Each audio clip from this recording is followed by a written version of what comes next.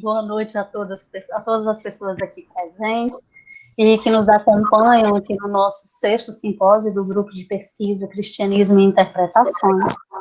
Sintam-se todos acolhidos em nosso meio. Coube a mim mediar essa mesa e eu gostaria de começar agradecendo à equipe organizadora do simpósio, porque me deram esse presente. É um presente para mim, realmente. É um prazer enorme estar ao lado dessas duas pessoas, por quem eu tenho uma sincera admiração e um respeito enorme. Então, vamos às apresentações. Lineker Xavier, ele é jornalista e mestre em teologia pela Universidade Católica de Pernambuco. Ele também é doutorando em ciências da religião, né, fez parte do movimento evangélico pentecostal e é integrante do grupo de pesquisa Cristianismo e Interpretações. Luciene Lima Gonçalves é mestra em teologia pela Universidade Católica de Pernambuco, é especialista em estudos bíblicos pela Faculdade Católica de Fortaleza, graduada em filosofia pelo INTEP e teologia pelo Instituto de Ciências Religiosas, o ICRE. E, como Lineker, ela também integra o grupo de pesquisa Cristianismo e Interpretações. Para não me estender demais, não falar mais do que o necessário, e olha que o povo do UST que eu estava, eles sabem que eu falo bastante, tá? E não estou querendo confirmar o que disse lá o Friso ontem. Eu passo a palavra para a Luciene Lima, que fará a sua colocação sobre fundamentalismo e religião. Então, boa noite a todos e todas presentes, né, nesse simpósio. É uma imensa alegria estar com vocês, né? Como fui tão bem apresentada pela professora Rita, também é muito bom estar aqui junto, né? A Aline e a professora Rita, né, que são pessoas de quem eu também nutro uma profunda admiração, né? Vamos falar um pouquinho de fundamentalismo e religião. Eu peço desculpas aqui aos participantes, porque já ouviram muitas vezes essas questões, talvez eu vá ser um pouco repetitiva, porque vai retomar algumas questões que já foram tratadas durante as mesas que nós tivemos, já iniciando ontem com a conferência, né, de abertura com a professora Aila, que foi brilhante na sua exposição, e nas mesas que tivemos hoje, né, a mesa da manhã com os professores da Faculdade Católica de Mossoró, e a mesa recém-desfeita, né, e, aliás, quase que emendada com a nossa, aqui a mesa do fundamentalismo e essas questões de gênero. Só relembrar um pouquinho do fundamentalismo, eu fiquei para ver essa questão da fundamentalismo e religião, mas são questões, fundamentalismo, religião, política, né? Até eu comentava com Lineker, que são questões tão imbricadas, fica tão difícil a gente separá-las e, ao falar de uma, não entrar no campo da outra, mas eu vou tentar me ater, vou ver se consigo, falar um pouquinho dessa questão mais ligada ao âmbito religioso. Só lembrando aqui, eu vou retomar algumas falas, como eu já disse, que a professora Aila, ela dizia ontem, né, que o fundamentalismo nasce para combater os estudos críticos da Bíblia, e uma coisa importante para se opor ao evangelismo social nos Estados Unidos, né, que foi patrocinada pelos milionários do petróleo. E relembrar que a expansão desse fundamentalismo, aí, em meio às massas, digamos assim, às igrejas, foi fruto de como a gente pode ver, um certo planejamento aí, dos chamados avivamentos nessas igrejas, né? E também dos chamados pastores autóctones, que usavam os seus púlpitos eletrônicos, e depois dos seus grandes impérios de comunicação, até que isso tudo culminou nessa entrada na política. A professora Aila dizia que o fundamentalismo, e a gente já viu hoje, né, que ele extrapola, vimos agora na última mesa, extrapola essa dimensão originária dele, que seria esse combate aos estudos bíblicos da modernidade, né, aos estudos críticos.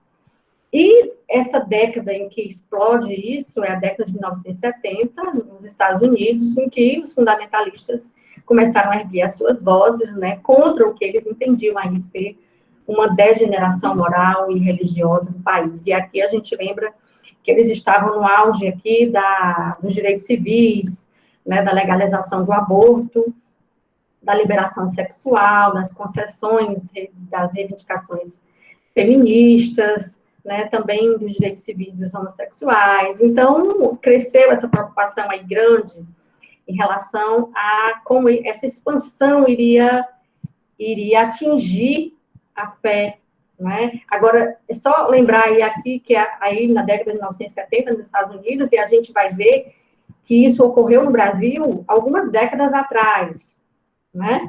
Termos religiosos também nós fomos aí, passamos atualmente, né, por esses púlpitos eletrônicos, passamos também por esses mega projetos de redes de comunicação, e aqui eu trago presente também não somente as redes evangélicas, mas também as TVs católicas, né, os padres midiáticos, então a gente tem pastores midiáticos falando em seus púlpitos, padres midiáticos, e nós, infelizmente, não temos freira ainda, então não pude ainda me candidatar, né, e estar aí nesse mundo, porque senão poderia estar.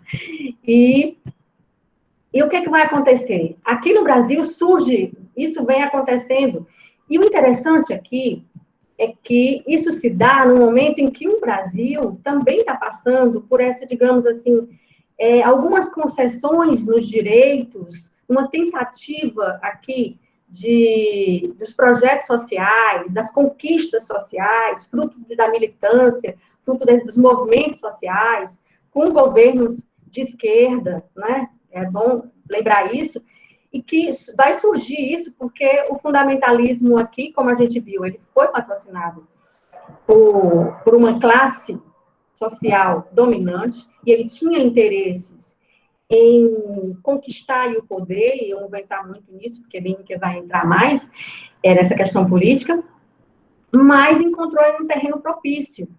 E a grande questão aqui é que o fundamentalismo, ele é visto no Brasil, ele é associado, ele é tirado do seu contexto originário, dissociado daquilo, digamos assim, do contexto onde ele nasceu, que era o combate aos estudos bíblicos. Então, não se pensa fundamentalismo relacionado a essa preocupação com salvaguardar a inerrância da Sagrada Escritura.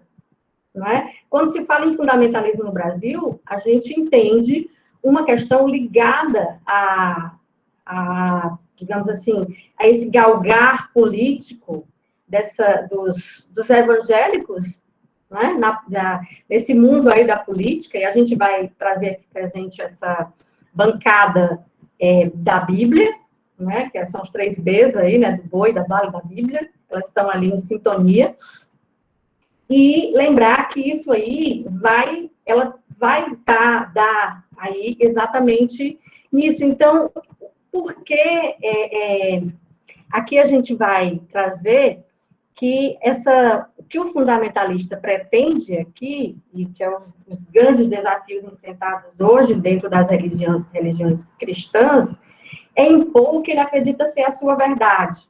Não é? E aqui eu trago alguns pontos que a professora Aila trouxe ontem, que é o dominacionismo, né, dominar sobre tudo, que essa bancada pretende, a demonização do mundo, né, nós estamos em guerra, vai dizer isso, que nós estamos em guerra, e que é preciso, no meio dessa guerra, você escolher um lado, e o lado que você deve escolher é o lado da verdade, e a verdade está com Deus, e aqui a verdade, como foi colocado já antes, a verdade do fundamentalista, não é a verdade da Bíblia, a verdade da salvação, não é? Mas é a verdade do fundamentalista, é aquilo que ele tem como a sua verdade. Então, a preocupação aqui não é com a proteção do texto bíblico, de um ataque dos estudos críticos, mas a gente poderia pensar aqui que quando o fundamentalismo religioso aqui no Brasil,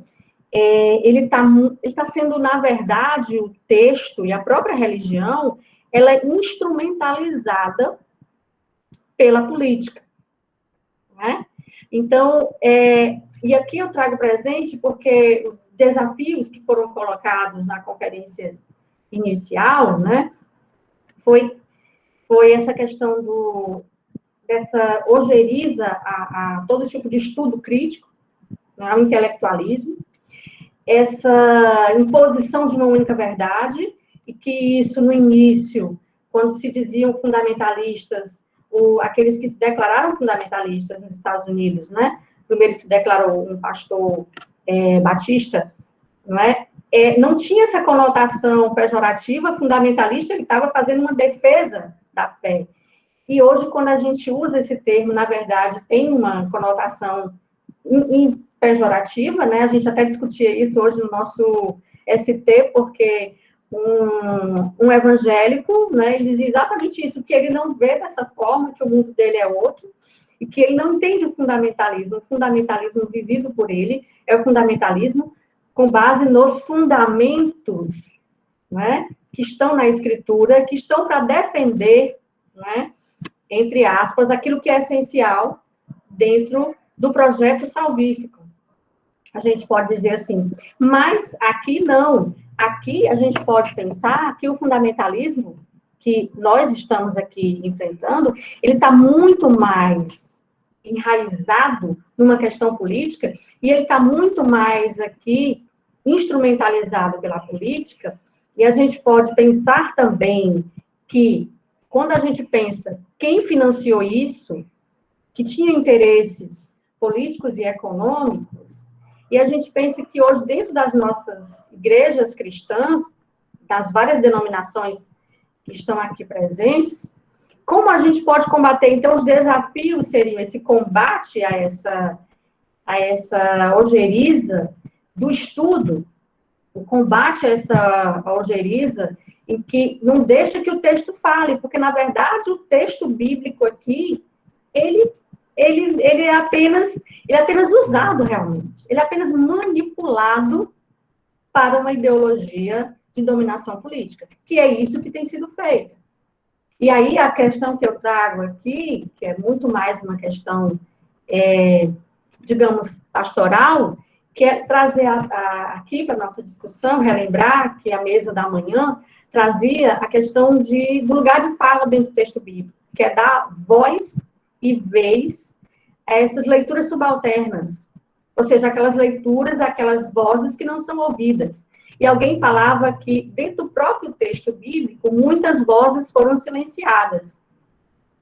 E o nosso grande desafio, aqui como debatedores, nós estamos desde ontem à noite discutindo esses temas, é como é que a gente faz para que dentro das nossas igrejas, para que os fiéis, nós que somos também de igreja, eu falo da minha experiência, não é? Como cristã, católica, religiosa, alguém que já tem um tempo que trabalha com estudos bíblicos, né? Estudos bíblicos em comunidades, e que enfrenta esse desafio de deixar essas vozes serem ouvidas, deixar o texto falar. E aí eu trago presente também aquilo que Oddi já falava, né? E que Alexandre também falava na mesa anterior, que essas vozes, ou seja, não é, como Oddi já falou, essa despatriarcalização do texto bíblico, é deixar o texto, tirar essas camadas aí do texto, deixar o texto falar, ou fazer esse contraponto entre a vida, né, e o texto que traz uma interpretação da vida. Então, nosso grande desafio é esse. E aí também eu trago aqui o Frei Carlos Mestre, um grande biblista e exegeta, que ele fala exatamente isso, que ele faz essa leitura popular. o texto, que ele diz isso, é que as pessoas consigam se aproximar do texto bíblico para ver nesse texto, para se encontrar nesse texto, para dialogar com esse texto. Porque o texto bíblico, desde sempre, ele é um texto dialógico. Ele é um texto que nasce já hermenêutico, a gente pode dizer assim, porque primeiro esse texto foi vivido, só depois ele foi transmitido, e quando ele é transmitido, ele já é interpretado. Quando ele é aqui, ele se torna texto, é outra interpretação. Então, é esse encontro aí que se faz.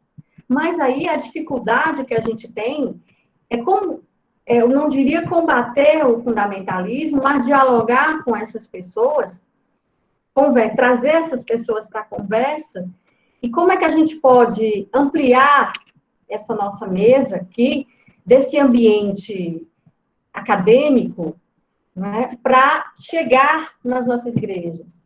O nosso fundador, o padre Caetano, que é um exegeta, ele dizia que o texto, nós temos que estudar o texto bíblico de modo crítico, nós temos que interpretar esse texto, mas nós temos que fazer esse texto, a compreensão desse texto, chegar, aqui o trabalho do método histórico crítico, né, que ele era um adepto, com certeza, ferrenho também, mas assim, mas como utilização, como meio, como instrumento, para que a Dona Maria da Beira da Praia, não é? Porque a nossa casa em Fortaleza fica na beira da praia, então existe uma comunidade de pescadores, que ela possa compreender, que ela possa ter esse diálogo com esse texto. Então, esse combate, digamos assim, ou esse diálogo com esse fundamentalismo religioso, acho que o nosso grande desafio é pensar que a forma como essas massas são manipuladas, né, por esses grandes, como é que eu posso dizer, essas pessoas que têm interesses, a gente pode dizer mesmo, escusos, de dominação, e que usam essas pessoas para conseguir poder e dinheiro, eu acho que isso seria a melhor estratégia para a gente trabalhar isso. Porque, na verdade, tudo que se diz sobre o texto, quando a gente vai ler o texto, e eu tive experiências pastorais que me disseram muito isso, né, quando de cursos que a gente chama de introdução à Sagrada Escritura, com grupos, em paróquias, em comunidades. O que a gente tinha aí? A gente tinha que o óculos que é dado para que as pessoas leiam esse texto, ele perde a função quando você tira esse óculos e deixa que a pessoa tenha esse encontro com o texto. Claro que você vai dar as condições para esse encontro, mas é necessário que esse encontro aconteça. E eu percebia, e isso aqui, tanto no curso como também em sala de aula, tive essa experiência, que as pessoas diziam assim, mas, na disciplina de introdução à Sagrada Escritura, professora, mas eu já li esse texto e nunca vi isso. Aí eu disse assim, mas você está vendo que não sou eu que estou dizendo, né? É o texto que está dizendo. Então, você percebe que não sou eu, não estou colocando isso dentro do texto. Eu estou colocando você diante do texto.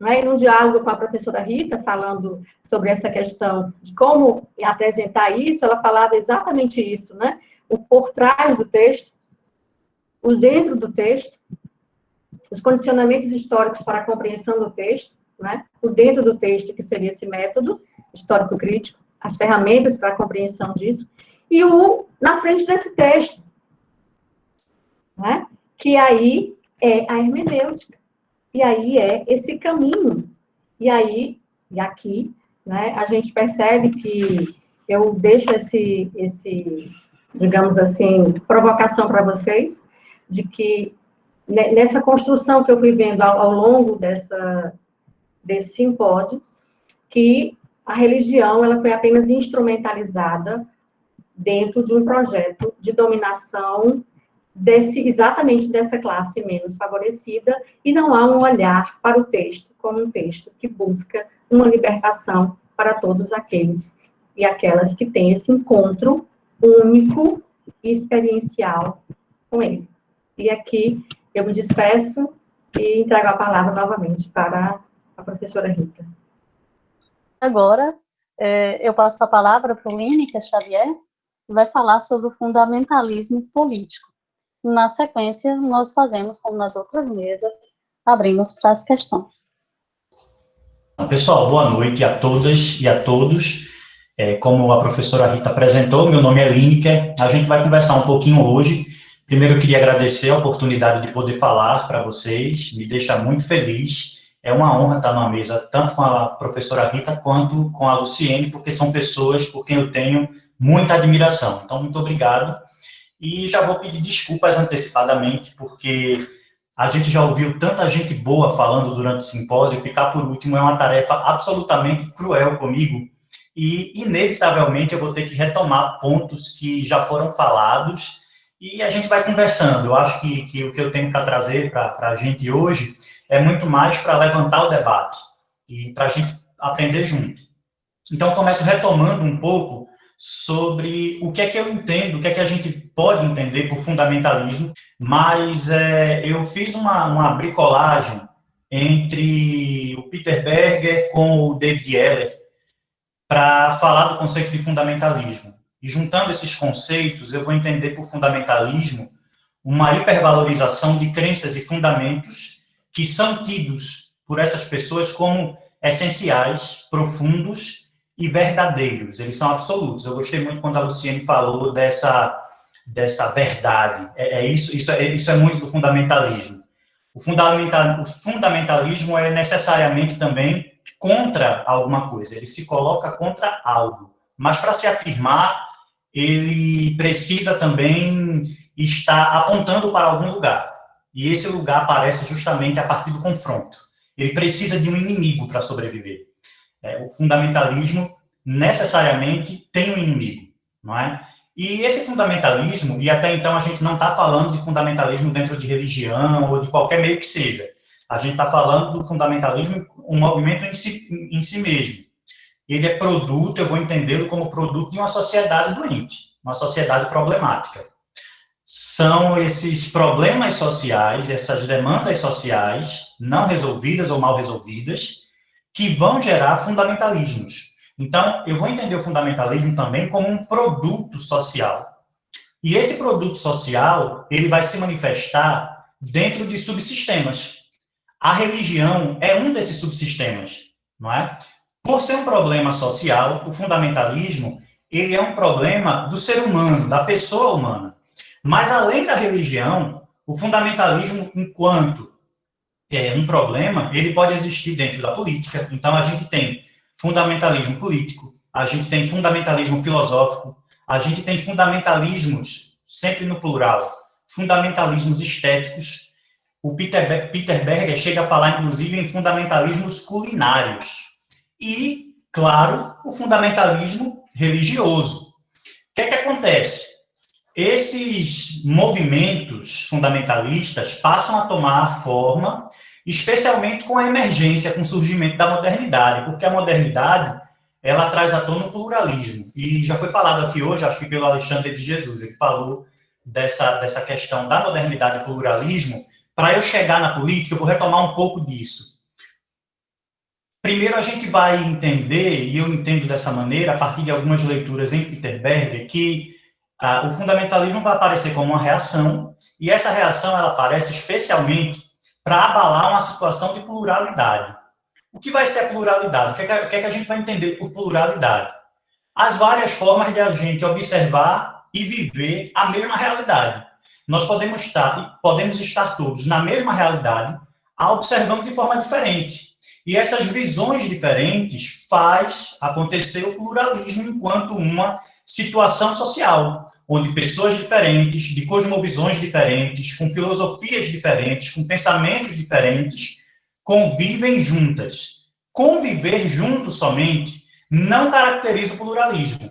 Para eu caracterizar um movimento enquanto pluralista, eu tenho que ter nessa convivência uma convivência pacífica que se integra amigavelmente e que haja uma conversação constante, que o Berger vai chamar de contaminação cognitiva. É diferente de tolerância. A tolerância, quando a gente fala assim, tolerância religiosa, a tolerância ela não é sinônimo de pluralismo, não é? Pluralismo é uma coisa, tolerância é outra.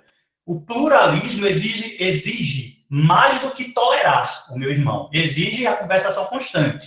Exige essa contaminação cognitiva. E o resultado disso, como apontou Alexandre, vou correr mais um pouquinho, porque essa parte já foi falada, muito bem falada, é a relativização. O mundo pluralista naturalmente relativiza mais. É você saber que a realidade pode ser vivida de uma forma diferente da minha, daquilo que eu achava que era a única forma possível. Eu, enquanto um crente assembleiano, pentecostal, achava que a única forma de viver era aquela ali. Então, o pluralismo, a relativização vai me mostrar que a minha realidade, a minha forma de ver o mundo é uma dentro de milhões. Cada cabeça é um mundo. Então, isso é fruto da modernidade. Na modernidade, certeza e verdade absoluta é uma coisa que se torna escassa. Não existe absolutismo dentro de uma comunidade plural. E aí, o que é que acontece? O fundamentalismo vai aparecer como um esforço para reconsolidar, restaurar e restabelecer esse absolutismo de uma verdade que agora está ameaçada. É uma coisa que antes era dada como certa, absoluta, mas agora está ameaçada. E de que forma eu vou fazer isso? Eu vou adotar posturas fundamentalistas. A postura fundamentalista, independente do âmbito do subsistema em que esteja, seja religioso, seja filosófico, seja político, ela tem a função de sufocar o outro. Eu quero sufocar o outro para que ele não fale, para que a voz dele não seja ouvida.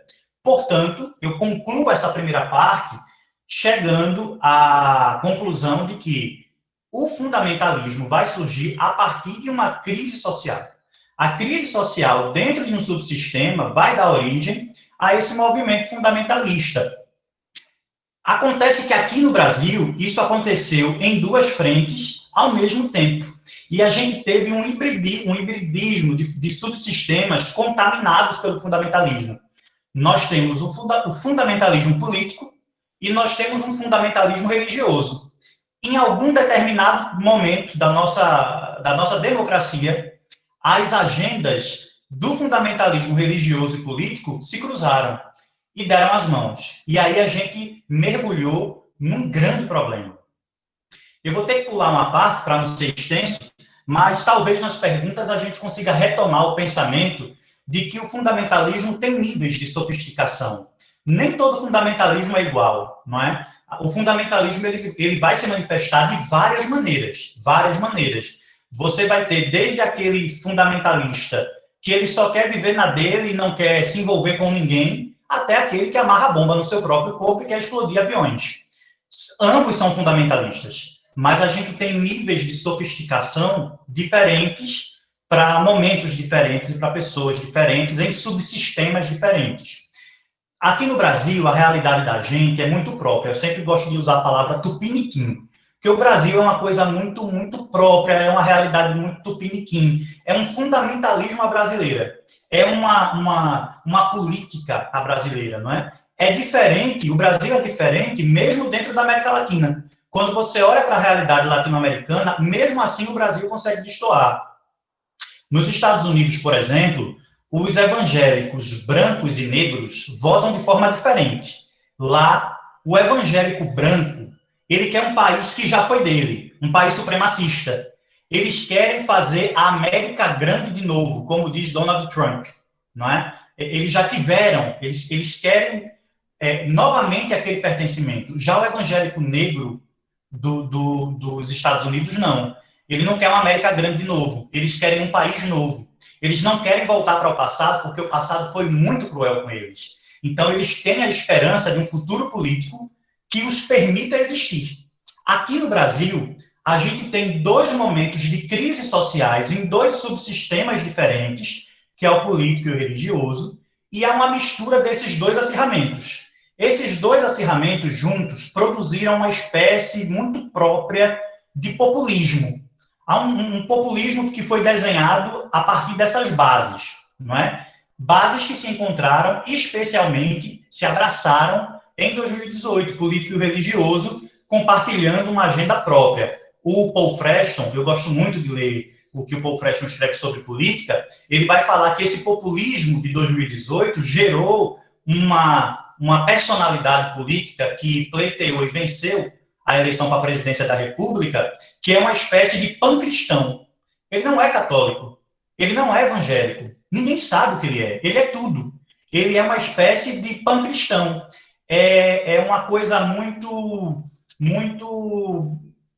difícil de você categorizar, porque é o seguinte, eu pego o que há de melhor, o que me aproxima, o que me torna popular do protestantismo, pego um pouquinho do pentecostalismo e eu vou fazendo, juntando retalhos daquilo que vai fazer a imagem de um populista ideal, não é?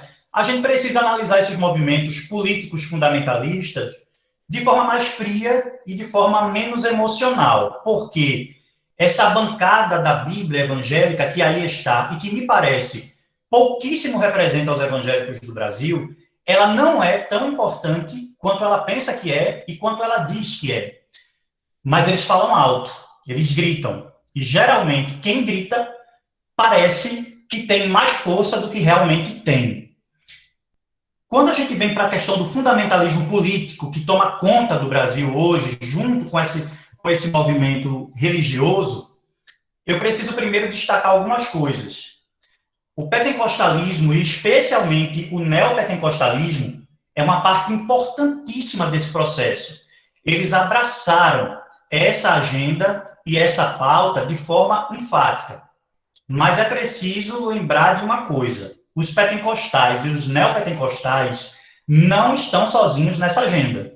Primeiro porque no governo federal, no Brasil, hoje, não há nenhum pentecostal ocupando ministérios. Quem ocupa ministérios são igrejas históricas. Talvez a Damares, se eu não estou enganado, é de igreja pentecostal. Mas a sua grande maioria, acho que há 3 ou 4 ministros, que são de igrejas tradicionais, de protestantes, são presbiterianos. Então, não é eu não gosto de puxar a culpa somente para o neopentecostalismo ou para o pentecostalismo somente.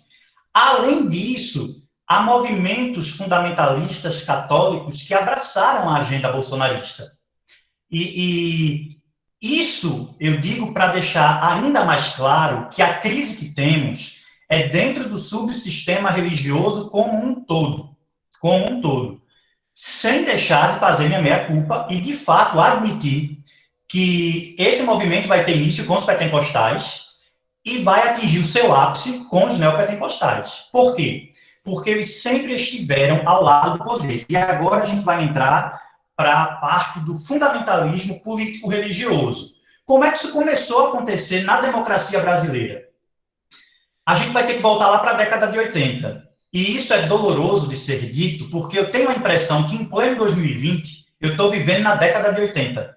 Porque eu tenho lido muita coisa da década de 80 para escrever, e a impressão que eu tenho é que, se eu esconder o nome dos políticos, eu poderia dizer que é um texto que saiu no Jornal Nacional de hoje. Nós vivemos na década de 80 e isso é um absurdo. Lá na década de 80, a gente estava no finzinho da ditadura militar, fazendo esse processo para a democracia, e o que acontece? Nós vamos para as eleições constituintes. As eleições constituintes aconteceram em 1986. Em 1986, naquela época, não existiam tantos evangélicos, não existia uma bancada evangélica dentro do governo, dentro da Câmara. Nesse momento, foi o momento em que os pentecostais disseram: a gente está aqui e a gente quer participar da elaboração da nova Constituinte. Então, o elemento que, de uma vez por todas, coloca a religião e a política andando de mão dada é a criação da Constituição Federal do Brasil, a eleição constituinte em 86. Na eleição constituinte de 86, as Assembleias de Deus entraram com tudo nas eleições e usaram suas mídias, seu jornal. Veja, em 1980, A Assembleia de Deus usava o que era de mais moderno à época, jornal impresso próprio da denominação. E eles diziam nesse jornal que nós precisamos eleger ao menos um deputado federal constituinte em cada estado brasileiro, porque se não for assim, os católicos é quem vão fazer a Constituição, os espíritas endemoniados é quem vão fazer a Constituição, os comunistas do diabo é quem vão fazer a Constituição. E eles, eu não estou exagerando, essas palavras estão ditas tal e qual nos jornais oficiais das Assembleias de Deus, o Mensageiro da Paz. Não há exagero de minha parte. E o que é que acontece? Um dos trechos dizia assim: nós estamos vivendo a elaboração da última Constituição Federal antes da volta de Jesus. Então, nós precisamos participar dessa Constituinte. Vamos eleger assembleanos. Foi o que aconteceu. Em 1986, os assembleanos foram, a bancada eleita na eleição, passou de 20 parlamentares. Eu não lembro o número exato, mas eu lembro que somente da Assembleia de Deus, desconsiderando os evangélicos de outras denominações, só os assembleanos foram 13. É muita gente participando da elaboração da Constituição Federal. E eles interferiram muito nesse processo. Foi nesse momento em que eles criaram a cruzada pró-moralidade, foi nesse momento que houve uma série de escândalos, porque a bancada evangélica negociava com Sarney. Eu vou pedir que quando estiver chegando o meu tempo, diga. Quando a bancada evangélica começou a negociar com Sarney a aprovação de pontos importantes da Constituição. E o que é que eles diziam ao presidente da República? Olha, presidente, você me dá uma concessão de rádio, porque na época a rádio era o que era a moeda de troca para a bancada evangélica. A gente arruma a rádio e vocês arrumam voto. Porque a bancada evangélica da Constituinte, ela era o fiel da balança. Se eles pendessem mais à esquerda, e o jornal, eu acho isso uma coisa incrível, no jornal eles dizem assim: nós não somos nem de esquerda nem de direita, nós somos o fiel da balança. A gente está do lado de quem tem o poder. Se colocar no centro, era muito mais vantajoso, porque eles conseguiam fazer as votações penderem para um lado ou para o outro. E aí entravam as negociatas. Foi um constituinte evangélico do Paraná quem garantiu a Sarney 5 anos de mandato. Havia uma discussão muito grande sobre realizar as eleições ou dar mais um ano de mandato para o presidente Sarney. Encerrava-se o mandato dele com a Constituição em 88, ou a gente deixa a eleição presidencial para 89. Muita gente queria acabar com o mandato de Sarney, aproveitar a nova Constituição e fazer a eleição presidencial. Foi um evangélico que ganhou uma concessão de rádio no Paraná, de presente, que propôs deixar Sarney lá na presidência da República e fazer a eleição presidencial somente no ano seguinte, em 1989, que foi, de fato, o que aconteceu. Vou ter que correr um pouquinho. Além disso, uma coisa que eu acho muito bacana de destacar nesse processo, o Deus seja louvado da nossa moeda surge aí, dentro desse contexto de fundamentalismo político e religioso. A essa época, os evangélicos pediram que Sarney retirasse da moeda, circulavam as moedas, acho que era o cruzado novo, e tinha uma castanha na frente, do lado direito, assim, no ano da moeda.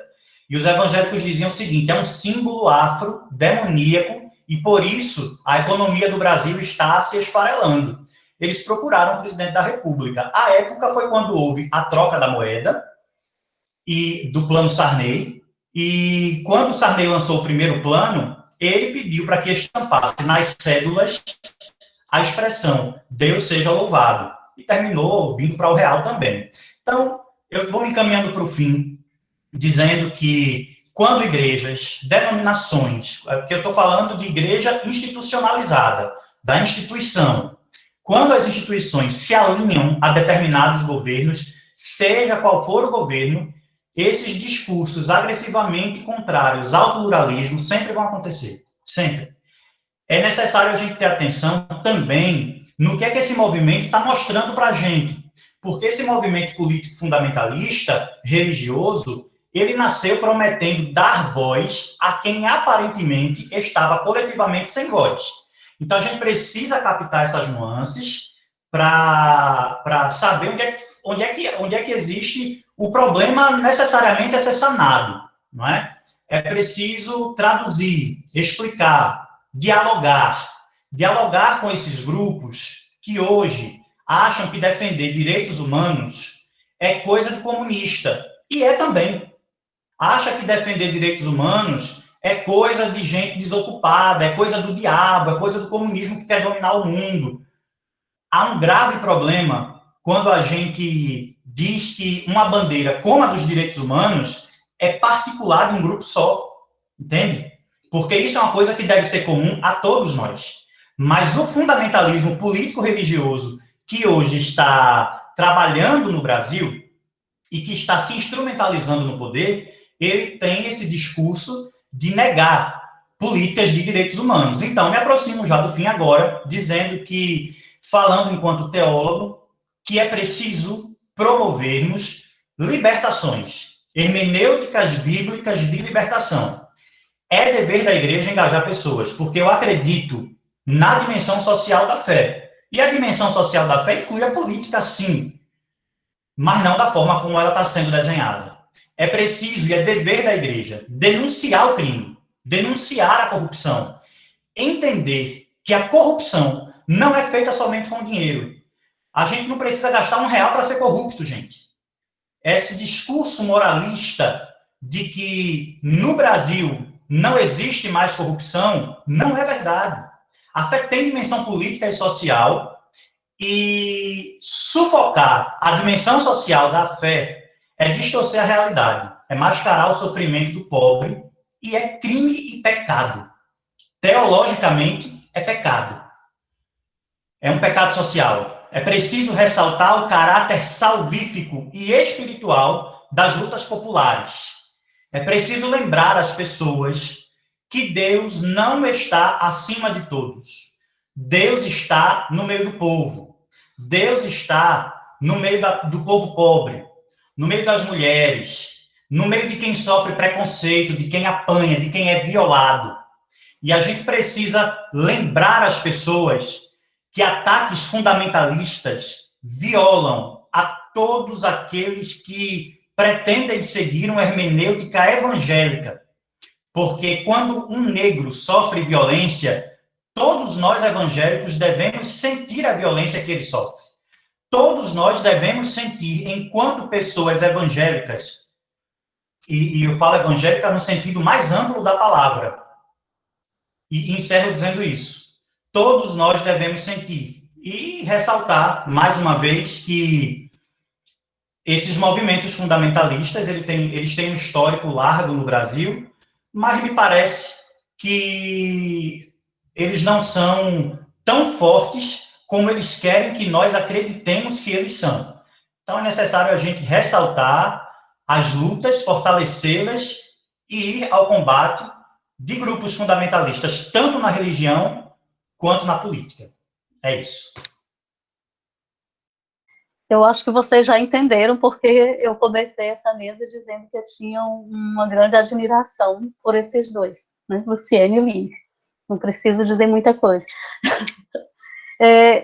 Já temos aqui alguns comentários, eu estou olhando aqui alguns elogios. Tem uma pessoa disse que lembrou de um texto de Boaventura, deixa eu ver, Alisson Góes. Ele disse que o seu comentário lembrou de um texto de Boaventura de Souza Santos, né, e ele, abro aspas, porque é o que ele coloca: se Deus fosse um ativista dos direitos humanos, no qual o sociólogo português faz referência a teologias progressistas no âmbito, no âmbito do cristianismo e do islamismo, que permitem construir zonas de contato entre diferentes grupos. Isso significa, como disse Lineker, que não basta apenas tolerar, é preciso avançar numa praxis intercultural em termos de diálogo entre sujeitos e grupos que se constroem diferentes. Tem um outro comentário. Gente, os comentários passam rápido. Irmã Luciene, irmão Lineker, deixa eu ver aqui. Agradeço-lhes por tão sóbria e precisa contribuição para ajudar-nos a compreender a vida. Comentário do Quinho Cerqueira. Hoje nós temos mais questões, depois tem questões, tem mais parabéns. Tem alguém que já diz o seguinte, como o grupo de pesquisa, né? Estou surpreso por esse resgate histórico da relação entre a presença religiosa fundamentalista e o processo político no final dos anos 80. Parabéns, e é o Augusto que está fazendo esse comentário. Enquanto o povo pensa isso e vão fazer perguntas, Línica, você ia falar? Eu posso fazer só um comentário que falaram do final dos anos 80, só ressaltar um acontecimento. No final dos anos 80, quando a Constituição Federal de 88 foi aprovada e se marcou as eleições presidenciais para 1989, as Assembleias de Deus e os evangélicos, de uma forma geral, na verdade, eles tinham interesse em colocar uma pessoa deles na presidência da República. E essa primeira pessoa não foi o Collor, foi um ministro de Sarney, que era o Iris Rezende. Iris Rezende foi governador de Goiás. E era evangélico, não era pentecostal, nem de Assembleia de Deus, mas era evangélico, de uma igreja histórica que agora eu não lembro qual. Quando Sarney foi para a presidência da República, o Iris Rezende foi ser ministro da Agricultura. A essa época, o Brasil comemorou a colheita da maior safra de grãos até então na agricultura. O que é que os irmãos evangélicos começaram a dizer? Iris Rezende é como o José do Egito do Gênesis, onde esse homem bota a mão, prospera. Então, o que é que acontece? Vamos colocar Iris Rezende, candidato do PMDB à presidência da República. E ele começou a circular nos eventos assembleanos, especialmente, tentando ganhar da igreja força para vencer a convenção e ser o escolhido. No fim das contas, terminou não sendo. Quem concorreu pelo PMDB foi Ulisses Guimarães. Agora, fica o registro de uma tristíssima história. Folha de São Paulo, o Globo e outros jornais registraram a presença de Iris Rezende em um culto, onde os pastores colocaram a mão na cabeça dele e disseram que naquele momento Deus os havia mostrado que um evangélico que cuidava da agricultura seria o próximo presidente do país. A história mostra que não foi bem isso que aconteceu. Muito bem, Línica.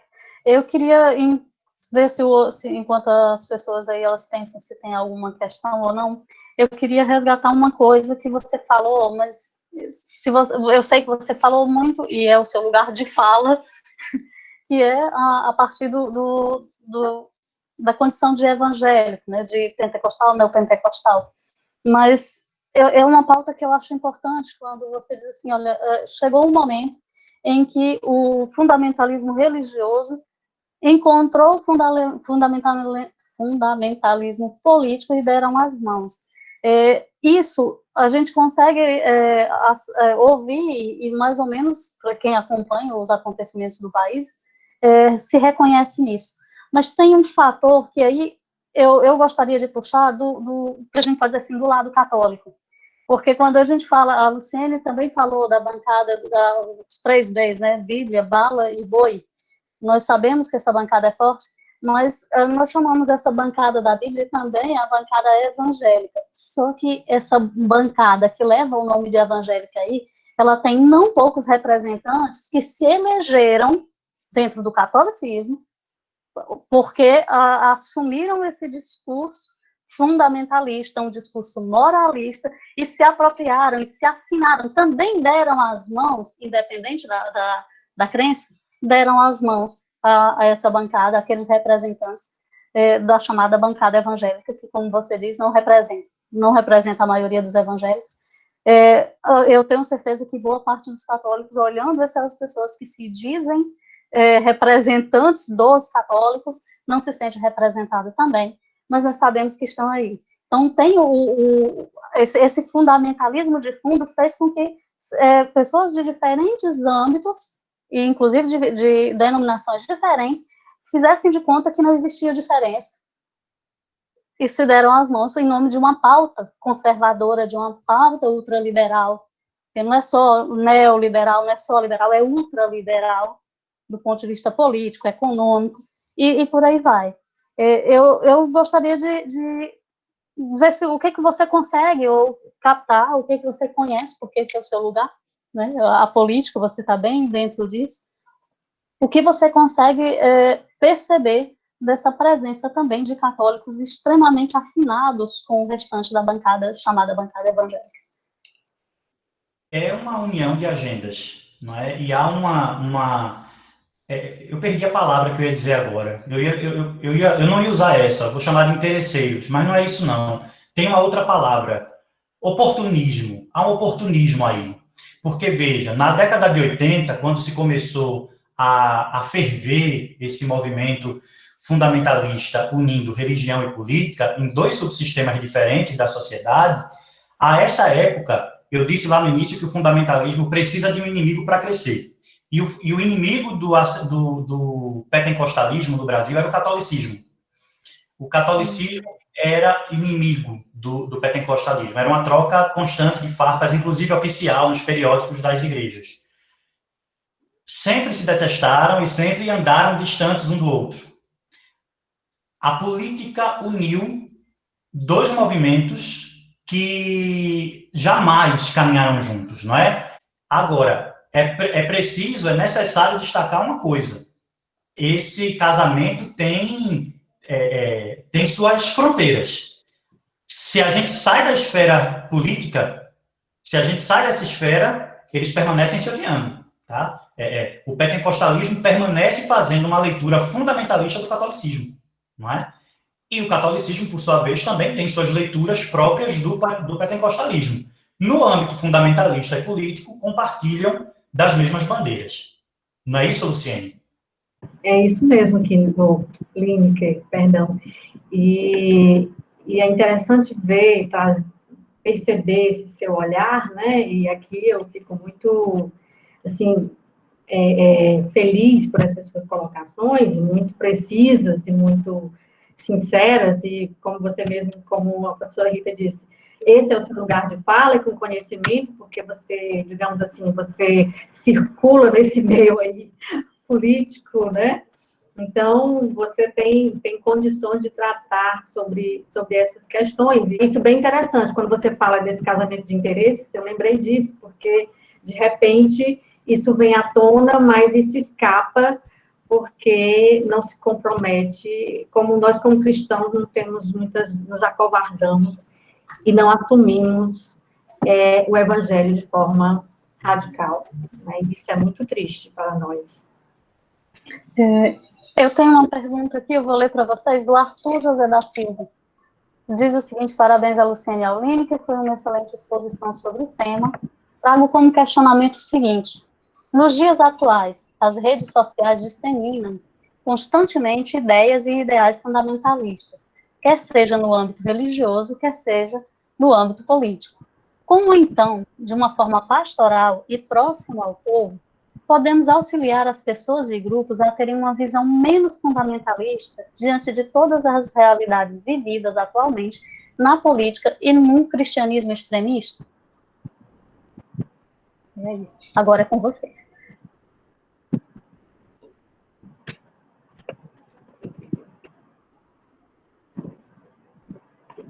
Bom, eu acredito que o fundamentalismo, e isso aí é uma discussão que eu estou tendo dentro do grupo do Observatório das Religiões, e que algumas coisas que eu trouxe eu acabei pegando do Dicionário do Pluralismo Religioso, que ainda não foi publicado, mas está sendo organizado pelo professor Gilbrais Aragão, que é do Programa de Teologia e de Ciência da Religião, e que o fundamentalismo, ele afasta, né?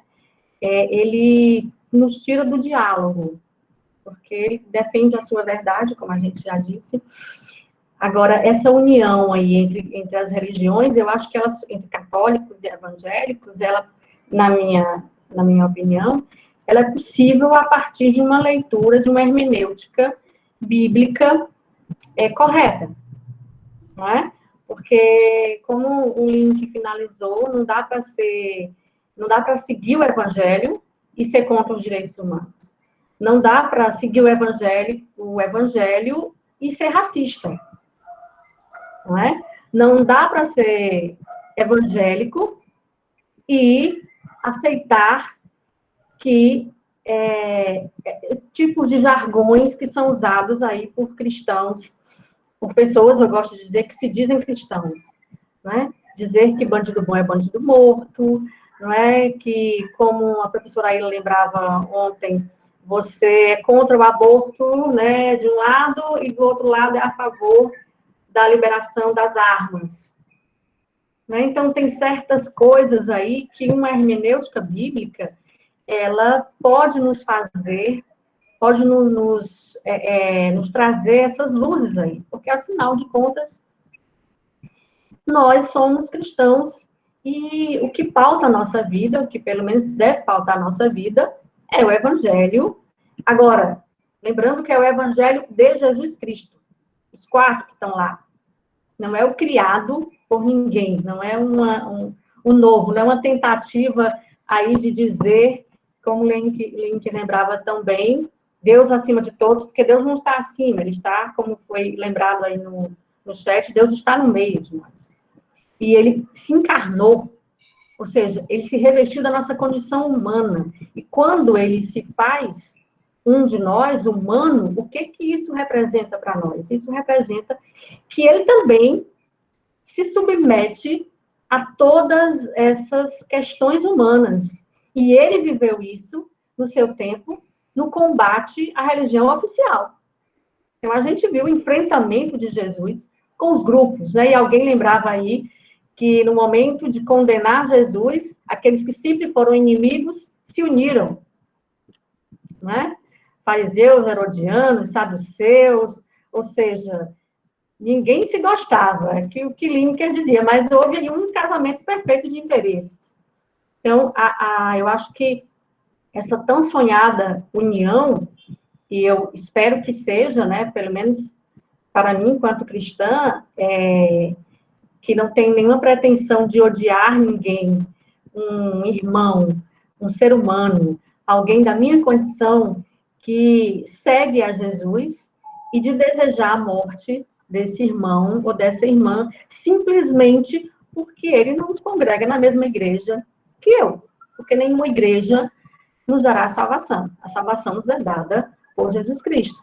Mas aí, lembro que lá no dicionário, no verbete do fundamentalismo, lembra que o slogan fundamentalismo, que antes era para a Igreja Católica, fora da igreja não há salvação, fora do fundamentalismo não há salvação. Nós temos 2 perguntas e eu vou ler as 2. Eu acho que, bom, vocês escolhem quem responde qual e depois disso a gente encerra, tá bom? A primeira, aqui do Fernando Batista de Campos, ele diz: há 3 meses, 152 bispos assinaram uma carta contra, apesar de não nomear, o bolsonarismo. Estes mesmos caminham de mãos dadas com o antigo governo. Isso, no meio católico, tem levado a CNBB à indiferença ou grande parte dos católicos. Pergunto: independente do nosso momento político atual, política e religião gera fundamentalismo sempre? É a primeira questão, vocês vão pensando aí. A segunda, do Fábio Correia, é o seguinte, ele diz: falamos tanto em tolerância e convergência entre os credos, não é? Lógica do terceiro incluído? Vocês não conseguem ver nada de positivo nessa aproximação entre religião e política, já que está promovendo, em alguma medida, a tão sonhada união entre as religiões, até entre católicos e evangélicos? E aí eu passo para vocês. Eu não acho que essa agenda está promovendo essa união tão sonhada, não. É uma agenda que tem... até tem uma pergunta embaixo do Fábio Henrique Abreu.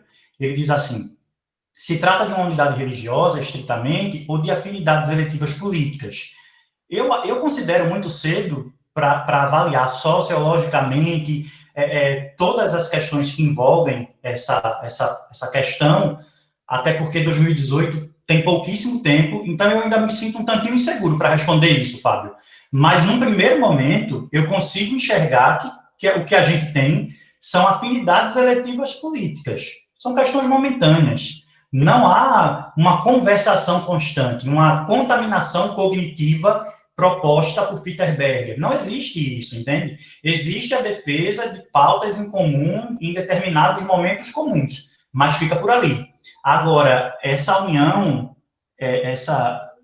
não consegue ver nada de positivo nessa aproximação. A única coisa, assim, falo bem pessoalmente agora, Fábio Correia, a única coisa que eu consigo ver de positiva nesse momento, nessa questão, é o seguinte: ver onde é que nós estamos falhando. Porque esse movimento fundamentalista político-religioso, ele está dando voz a um problema maior. E eu preciso entender o que é esse problema maior para saná-lo e não permitir que movimentos como esse voltem a ganhar espaço e fazer do Brasil, em pleno 2020, uma pátria semelhante a 1980. Agora, além disso, eu não vejo absolutamente nada, pessoalmente, quanto Lineker, não consigo ver uma coisa positiva nessa aproximação. No entanto, e aí eu me encaminho para terminar, isso que eu estou falando, eu queria deixar claro aqui que eu não estou condenando a relação da religião e política. Eu acredito fundamentalmente na dimensão social da fé. Acredito nisso fundamentalmente e defendo, sim, que religião e política têm pontos em que se tocam e que são, em que caminham, inclusive, juntos. Agora, religião e política é diferente de uma união entre igreja e Estado. Igreja e Estado é uma situação diferente de falar da dimensão social da fé, de religião e de política.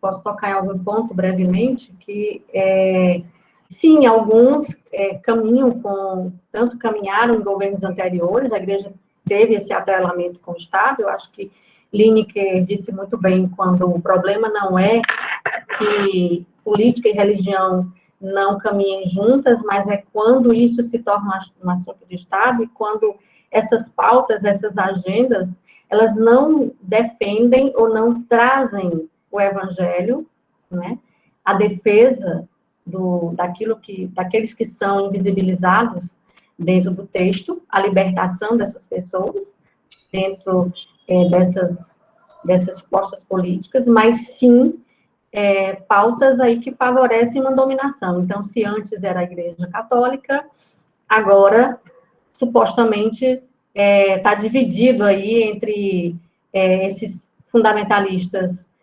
evangélicos, né, e católicos. Eu acho que é a grande questão que Lineker tocou muito bem no final, quando falou sobre isso. Se ele quiser complementar. Eu não tenho muito o que acrescentar. Eu me sinto contemplado pela Luciene, porque ela é uma pessoa brilhante, mas vou fazer um último comentário. Eu vou tentar reunir numa fala as últimas perguntas aqui. A Rosa perguntou se considera injusto os evangélicos terem seus direitos representados. Bom, a pergunta toda é o seguinte: o catolicismo esteve atrelado à política a vida inteira, apoiando governantes, decidindo. Evangélicos conseguiram realizar seu primeiro culto apenas em 1557, no Brasil, segundo historiadores. Com os holandeses, conseguiram uma certa democracia religiosa e eram apelidados até de bodes, de verdade. Muitos evangélicos que eram apelidados de bode. Você considera injusto os evangélicos terem seus direitos representados hoje na política, ou é apenas fundamentalismo? Hoje, infelizmente, é apenas fundamentalismo. Eu entendo que a bancada evangélica hoje no Brasil é fundamentalista, sim. Não consigo enxergar nada de diferente disso, e eu não estou falando como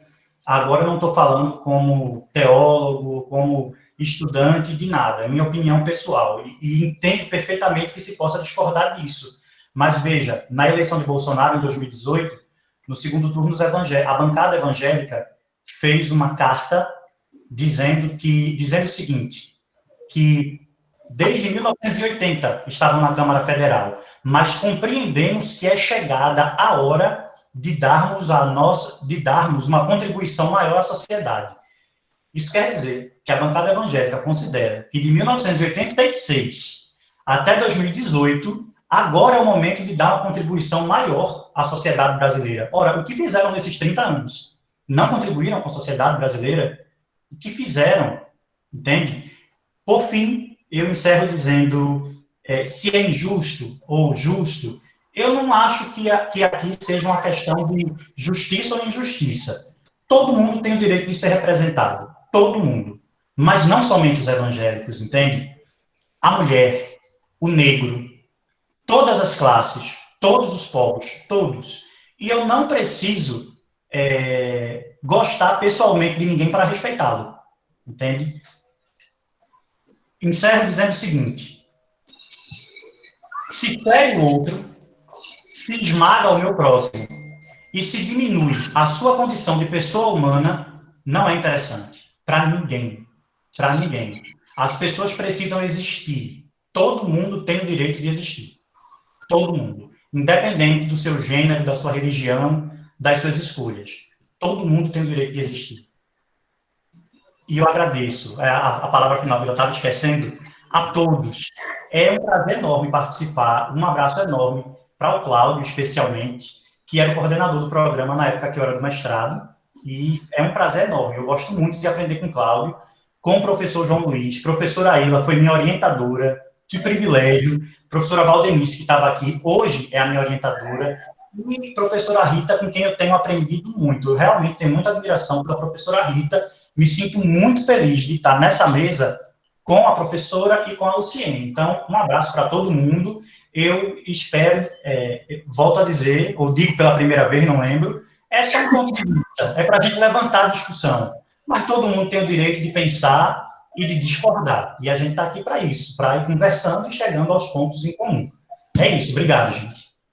Minha palavra também é de agradecimento, né, por estar nessa mesa, tendo sido iniciada brilhantemente pela professora Aila, tendo passado por tantas mesas que eu e Lineker comentávamos antes da nossa participação aqui, e falávamos assim, como fechar esse simpósio depois de apresentações tão brilhantes, de discussões tão relevantes, tão provocativas, né? Mas a gente contribui com aquilo que a gente tem, com aquilo que a gente é, como dizia Odja, né? Com as nossas entranhas.